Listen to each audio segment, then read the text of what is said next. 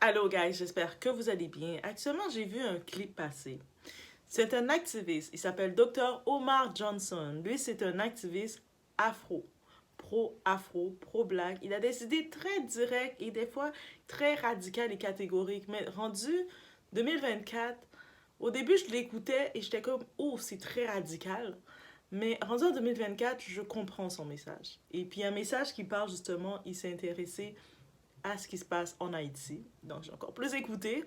Et aussi de toute l'hypocrisie derrière tout ça. Et que, où est-ce qu'on regarde la Palestine, on n'est pas là pour en train de comparer, de mettre, de démystifier qui souffre le plus ou pas.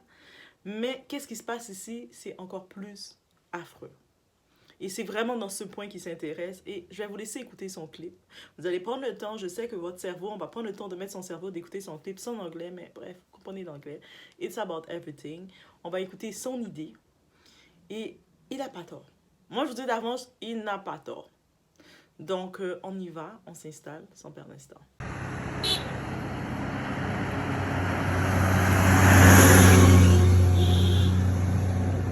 Ok, c'est bon, allez.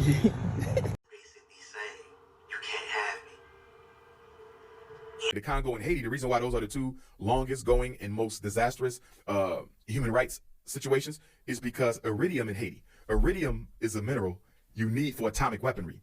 It's a mineral that's so strong it doesn't melt under the hottest temperature.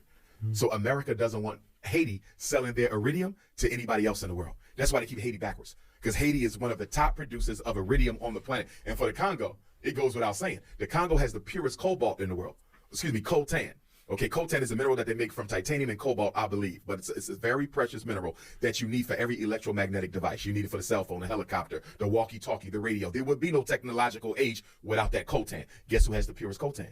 Congo. They also got diamonds because it's way worse and they don't have any infrastructure. At least the Palestinians, through their Arab neighbors and extended family, they do have infrastructure to get the word out. Like Al Jazeera, which I believe is an Arab-controlled network, they can get that out. We tend not to have that, and when we do have it, it's owned by black bourgeoisies who don't want to scratch the power. Alors voilà, j'ai mis cette formule. J'ai décidé de mettre la formule, de mettre directement certaines personnalités, certaines idées que je vois passer et que ces idées-là, ces théories, ces idées ou ces concepts, je me dis, ça se rapporte. Ça se rapporte. Ou peut-être avant, je n'aurais pas eu cette idée comme lui. Tu sais, avant, je pense que je passais rapidement sur Dr. Umar Johnson parce que je trouvais très radical, surtout concernant le mélange, les coupes mixtes et beaucoup de situations comme ça. J'étais comme, oh, un petit peu partagée.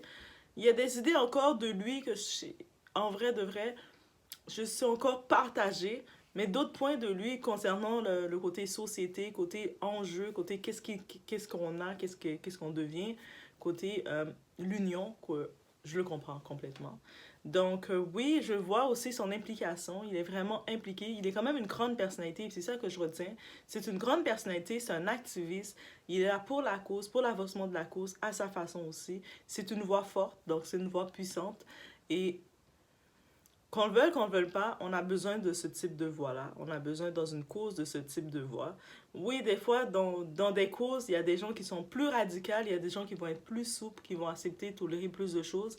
Et puis, au début, il y a 20 ans, j'étais comme, ah, oh, mais il est trop radical. Mais en vrai, est-ce que c'est un problème d'être trop radical? C'est-à-dire qu'il est, oui, très passionné et très direct dans ce qu'il voit. Il regarde dans l'ensemble le problème que ça cause.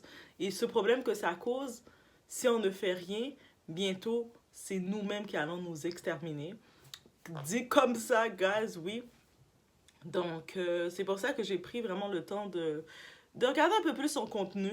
Et puis, je me suis rendu compte qu'en effet, non, mais il n'a pas tort. Son message peut sembler qu'on l'écoute. Et puis, je sais qu'habituellement, la réaction de beaucoup de gens, on a notre idée en tête, on écoute une idée qui est un peu différente de la nôtre ou qui nous bouleverse, qui nous change, ça nous donne un petit choc. Et puis notre première phase, c'est la défense, de vouloir attaquer. Que ce soit le messager, que ce soit la personne qui fait juste apporter le message, on veut attaquer la personne. On veut la nuire, on veut la faire mal, parce qu'on dit, t'as pas le droit de me tourmenter. Tes idées que tu viens apporter, ce que tu viens m'apporter, le message que tu viens apporter, tourmente mon quotidien, donc je vais t'attaquer, t'as pas le droit. Mais en vrai, de vrai, c'est pas que la personne n'a pas le droit, là. On a tout le droit d'avoir des idées et on a tout le droit, moi je pense qu'on est aussi, comme humain, on doit évoluer selon les idées. Donc peut-être au début, Dr. Umar, c'était pas mon idée. J'étais pas dans la même phase que lui parce que j'étais dans une phase plus ouverte, une phase en me disant que on peut vouloir l'union et accepter l'union, la diversité de l'union. Mais avec le temps, avec beaucoup de différentes phases, je me rends compte que réellement, doit-on, si on veut l'union, est-ce que ça serait pas hypocrite de ma part de penser que l'union est vraiment inclusif, accepte vraiment tous les types. Oui, ça me met en phase de réflexion. Donc, on est toujours en phase de réflexion et c'est ça la beauté de la vie. Aujourd'hui, on peut être dans une idée, on regarde d'autres arguments qui viennent, d'autres phases qui viennent, d'autres réactions qui viennent parce qu'on peut réagir selon la réaction aussi. Donc, et en regardant certaines autres réactions, ça nous remet en compte tout ça. Oui, ça nous remet en compte. Des fois, ça nous remet en compte, si on n'était pas radical, on peut s'approcher de cette cause en se disant que, en effet, peut-être que moi, j'étais trop souple. Peut-être que moi, j'avais trop le désir d'acceptation. Le désir que la diversité est acceptée de partout.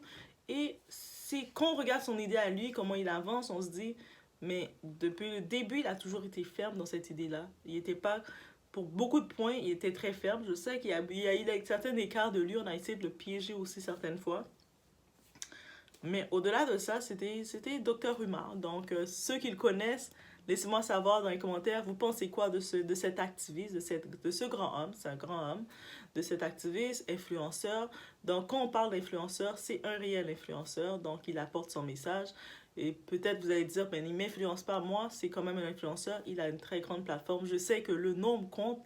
Certaines personnes vont dire, ah, mais si tu n'as pas tel nombre, tu ne peux pas influencer. C'est correct.